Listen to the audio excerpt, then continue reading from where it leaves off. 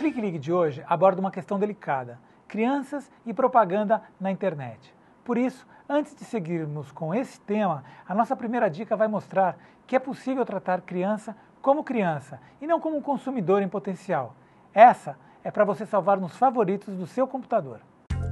O blog Consumismo e Infância, do projeto Criança e Consumo do Instituto Alana, traz informações relevantes que nos ajudam a entender os impactos do consumismo e da publicidade na formação de crianças e adolescentes. No canto direito do blog, existem artigos e notícias sobre o tema relacionados à cidadania e mobilização, comportamento, política e legislação, saúde e sustentabilidade. Se você quiser saber um pouco mais sobre esse assunto, não perca o documentário Criança, a Alma do Negócio. Você pode encontrá-lo na íntegra no site do Instituto Alana. E a maior dificuldade que talvez os pais tenham é que o pai ou a mãe conversam com as crianças num sábado, num domingo, num dia à noite em casa, de vez em quando. A publicidade está conversando com essa criança, está falando com essa criança todos os dias. Pet Hot Wheels, a sua marca no asfalto. Nova sandália da Barbie, vem com uma mini Barbie só pra você. Qual é a Suzy dos seus sonhos? Você pode, você é Suzy. Vire uma rebelde de verdade. Trazer muita diversão. É o Pernalonga e a turma do Looney Tunes no McLanche Feliz.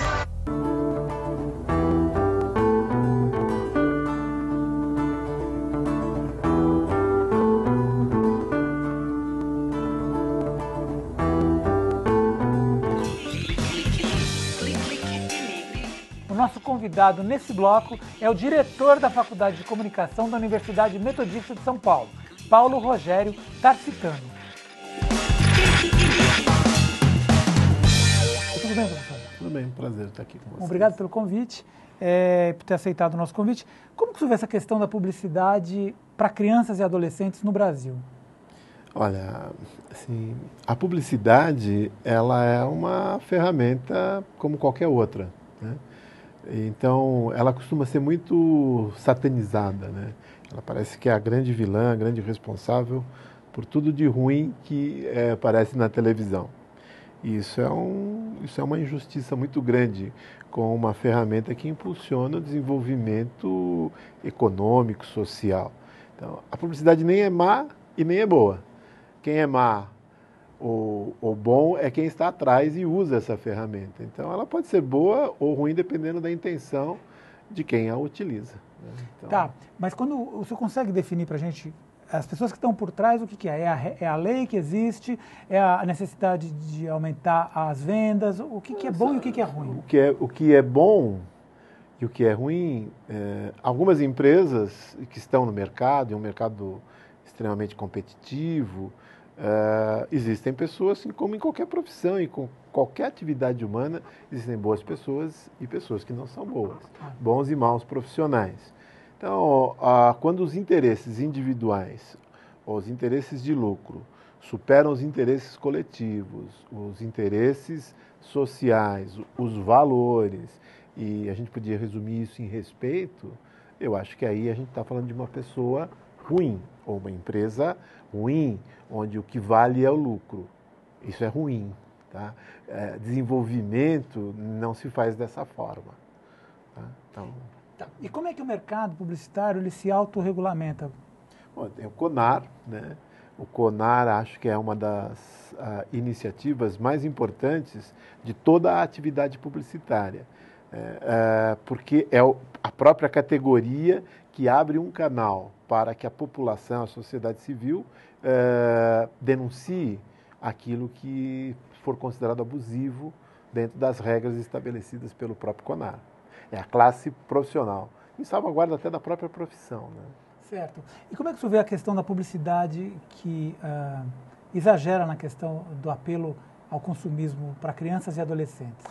Tudo aquilo que é apelativo, exagerado, desrespeitoso, eu acho que é recriminável, né? É abominável, é uma coisa... Assim, as questões éticas das relações, elas devem pautar todo tipo de programa, todo tipo de publicidade, a comunicação, né? E tudo dentro de um limite, porque senão também aí a gente vai voltar aos velhos tempos de censura, onde tudo aquilo com que eu não concordo tem que ser censurado. Não sei quantos de vocês, ou quantas das pessoas que estão nos assistindo, viveu essa fase, né, onde você tinha que submeter tudo, né, e tudo era considerado abusivo, proibido e era censurado. Né? Aí nós temos que saber o equilíbrio das coisas para que a gente não tenha de volta aquele monstro da censura. Entendeu? Por exemplo, na questão dos cigarros, depois de mais de 40, 50 anos, em que a indústria de cinema e depois de televisão finalmente foi possível restringir a publicidade na televisão, no cinema, enfim, e que isso diminuiu drasticamente o consumo de cigarro e hoje já é um fato que o cigarro faz mal para a saúde. Como é que você enxerga a questão, vista essa epidemia de acidentes de trânsito que estão acontecendo no Brasil, de motoristas alcoolizados, o consumo excessivo de álcool entre adolescentes? Como é que você vê a questão da publicidade de álcool na televisão? Podemos começar do cigarro, então, né, como na própria pergunta. A publicidade foi uma das ferramentas que mais auxiliou nessa redução do uso do tabaco. Né? Quando ela dizia assim, olha, fumar é brega. Mostrava para o adolescente que ele era brega. Um menino ficava fumando, e aí ele não conseguia paquerar nenhuma menina numa balada. Isso depois que foi proibido? Não, antes de ser proibido. Como assim? Era uma campanha contra o cigarro. De quem? Eu não sei se era do próprio Estado, eu não acredito, eu não me lembro quem que veiculou, quem que era o anunciante. Não, a gente não está discutindo a fórmula, a gente está discutindo a questão de quais são os produtos que são saudáveis para serem divulgados. Pelo seguinte, olha, o que é pior? Né? Se o álcool é uma droga, assim, é importante dizer isso, o álcool é droga. Então, a publicidade é que entra em julgamento, ou se ela é uma droga, por que é permitido a produção e a venda de álcool? Por que o Estado, então, não interfere? O Estado interfere na publicidade, na divulgação de algo que ele autoriza produzir. Será que é porque gera um ICMS muito alto e isso acaba, de alguma maneira, alimentando toda a máquina com seus impostos? Por que não se proíbe a venda? Por que não se proíbe a produção de uma droga? Vender a maconha não se vende, é droga. Qual a diferença da maconha e do álcool? O álcool mata mais que a maconha, porque a pessoa bebe e sai fazendo bobagem. E a maconha não tem maconhódromo, né? Como é que chama? Bafômetro, maconhômetro, não é? São aquelas contradições. Estive ontem na Sala São Paulo, você consegue andar a pé ao redor da Sala São Paulo? Então é muito fácil, assim, vamos criticar a publicidade porque ela divulga, mas nós não criticamos o Estado porque permite uma droga, que eu não sei qual é a diferença de ser lícita ou ilícita. Acho que a lícita é aquela que gera rendimento para o Estado, e a ilícita é que gera rendimento para o traficante. Esse é um bom ponto. Eu queria voltar um pouco no tema da propaganda para criança e adolescente. No caso, as publicidades dirigidas aos adolescentes, como são a maioria das publicidades de álcool, que vendem um estilo de vida para um adolescente, né, uma coisa mais jovem, como é que você enxerga essa questão? Quer dizer, tem a propaganda de álcool, tem a propaganda de consumo para um ser ainda que está em formação. Um adolescente, ele precisa... A criança a gente nem fala, mas o adolescente, ele precisa de ter elementos para se identificar. Como é que você vê essa questão? Como é que é a propaganda que vocês ensinam lá na Metodista para falar com a criança e o adolescente? Olha, assim, são duas questões distintas. Assim, o que nós ensinamos? O que nós trabalhamos? Nós somos uma escola confessional. Isso é importante porque tem um conjunto de... O que é uma escola confessional? É uma escola que confessa tem uma fé. Que tem é? Os princípios e os valores metodistas. Mas... Você pode falar um pouco sobre esses valores? Muita gente não conhece. Não, mas vamos no foco. Não, mas rapidinho, o que é um valor metodista? O respeito, ética, cidadania. Então, são valores importantes. Ótimo. Tá? O respeito, o amor ao próximo, são questões fundamentais. Né? Mas as escolas de publicidade, de uma forma geral, trabalham e trabalham para formar profissionais éticos. Tá? Ninguém trabalha para formar um profissional aético. independente de ser a Metodista ou qualquer outra escola, né? Assim, pelo menos das que eu conheço, como professor há muitos anos. A questão da publicidade do álcool, ou que o jovem precisa ou não precisa, eu acho que o que as pessoas precisam, e as crianças, os jovens, elas precisam de outras coisas. A gente não pode responsabilizar a publicidade ou atribuir para a publicidade essa responsabilidade de formação. Assim, a gente parte do princípio que as crianças têm família, né, mas as famílias também hoje estão assim, preocupadas com tantas outras coisas, as crianças ficam sozinhas, né? As escolas, assim, nós temos um grave problema de educação ainda no país, por mais que a gente tenha avançado pelo menos nos últimos 8 anos, né, nesse sentido, mas ainda a gente tem problemas sérios na educação.